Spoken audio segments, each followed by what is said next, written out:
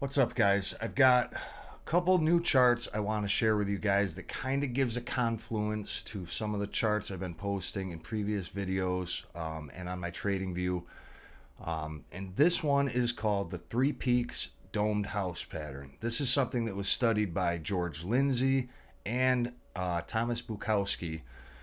And what is involved here is you got your massive impulsive wave up at the beginning. On the left here, I've got Bitcoin, and on the right, I've got SPY. And this is back between 2000 and the Great Financial Crisis, ending in the beginning of 2009. So you could see the similarities just by looking at them. And what this pattern involves is the initial run up, right? You get this stop here, early on in the impulsive wave up to the highs, and that creates the basement down here. So once you develop the basement, you pull up, you get a three peaks distribution, 1, 2, 3, 1, 2, 3, and after that, you get a sell-off that brings you back down to the basement, which is at the 618 retracement from the lows to the highs. Now, this is a reaccumulation zone, right? Reaccumulation down here, and then you make a new high, which obviously is going to be higher than the initial peak. You could see on both charts, we did the same thing. You got three peaks, you come down to the 618, and then you make the higher high with another wave up. After the higher high, you pull back down, you go through the basement, which we have done on both charts, and you stop at the 786. Now, you could see on Bitcoin and on SPY, it's a little bit different. We have reaccumulation down here, potentially on Bitcoin. The SPY was more of a really quick touch. Obviously, conditions surrounding both a little bit different.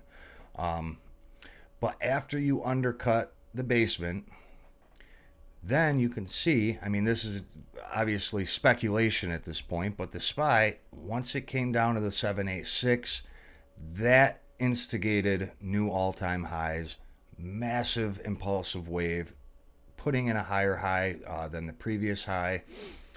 And, if this is going to play out, obviously that is what we would expect from Bitcoin.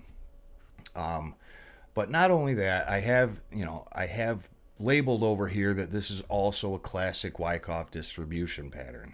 You got your preliminary buying, you got your buying climax, your automatic reaction, you've got the upthrust, and then you've got your wave down, right?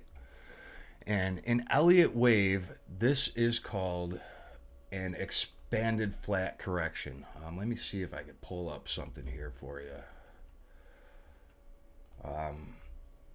And basically the principle behind the expanded flat correction. Let me show you that. The expanded flat correction in a bull trend is an Elliott wave pattern. Again, same idea. You make your high, you come back down, you up thrust above the previous highs. Now, psychologically, this is a very effective pattern because what you're doing by breaching that initial high here, you're giving bulls the idea that price is going to continue higher. And at the same time, anyone who is short from this high is going to be stopped out. Now, once you get the bulls to commit, new long positions coming in, shorts are, they've been stopped out and trapped up in this area. Then you make the abrupt move back to undercut the lows. So not only did you, wreck the shorts, you wrecked the bulls, but now anyone who might have been long from the reaccumulation down at the 618 is also going to be stopped out. Now, at this point, when you breach the previous low, what that's going to do is the opposite of what, the upthrust did. Coming in underneath this low, you're going to get bulls. The bulls are going to be stopped out. Shorts are going to want to recommit. And again, you are going to take out the bulls and the bears both with a reversal to the upside. It's max pain. This is this is why it's the something that was, you could align with a Wyckoff distribution pattern, because it messes with everybody psychologically. Down here is going to be peak fear, and the data tells us that right now is peak fear. With Bitcoin sitting down here, especially right now, it's underneath previous all-time highs from 2017. And the narrative is we're going to $10,000.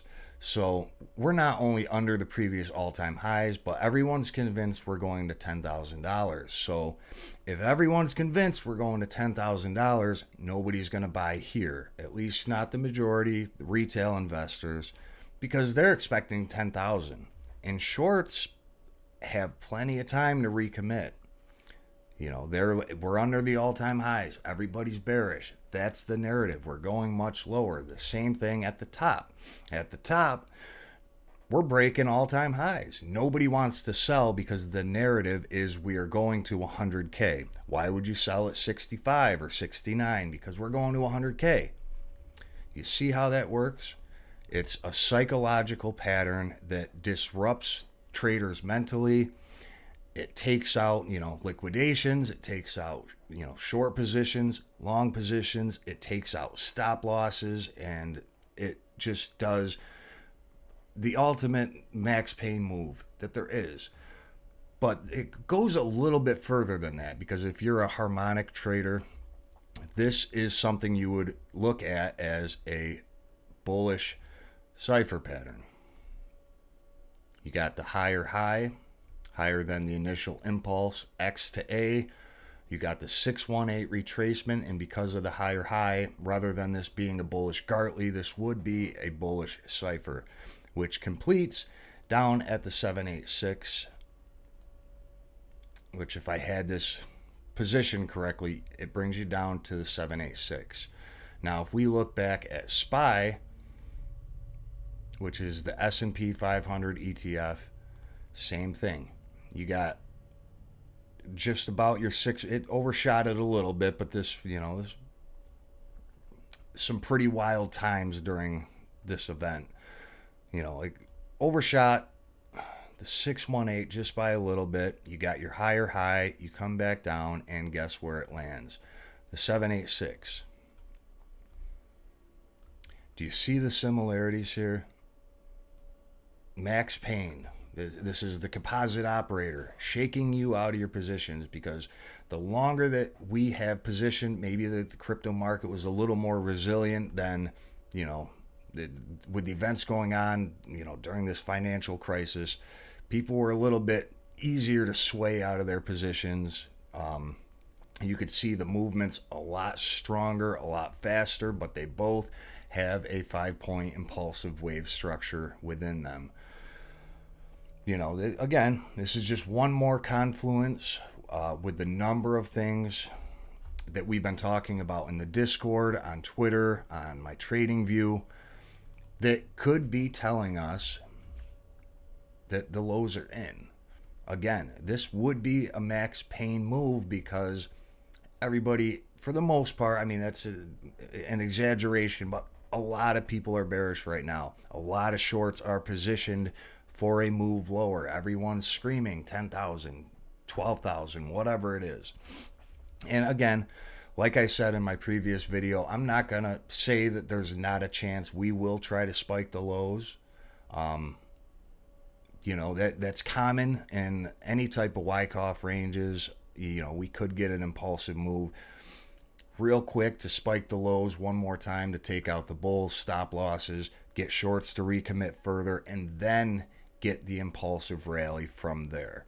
But as of right now, we are still making a higher high, a higher low than our initial move down. I've shown you the other charts with traditional technical analysis with the divergences and, the other variables that would confirm up next, not down. Not trading advice. I'm not trying to predict the future, but it's something you really want to pay attention to with the other variables going on, especially today. The UN is calling on the Fed to, pause or, stop the rate hikes.